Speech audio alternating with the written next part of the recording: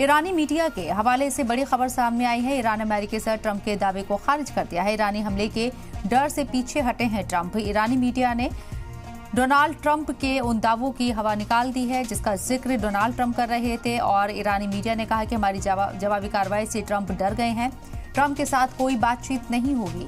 ईरानी media ने इस बात को पुख्ता कर दिया है, ट्रंप फिर से झुक गए हैं। ईरानी मीडिया इस बात के ऊपर जोर देती हुई नजर आई। क्या ट्रंप एक बार फिर से अपनी कही बातों में ही फंसते हुए नजर आ रहे हैं? सवाल उठ रहा है क्योंकि ईरान ने साफ तौर पर वाज़ेह कर दिया है कि इस तरह की कोई बातचीत नहीं हुई है और हम बातचीत के लिए फिलहाल तैयार भी नहीं हैं।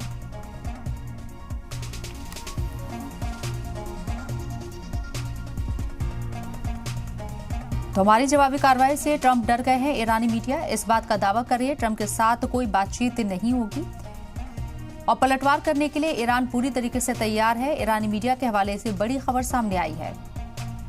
ऐसे में सवाल है कि क्या ट्रंप एक बार फिर से ईरान के आगे झुक रही हैं और इस जंग में क्या अमेरिका को नुकसान के साथ साथ ये भी डर सता रहा है कि जंग उसके ऊपर भारी पड़ रही है।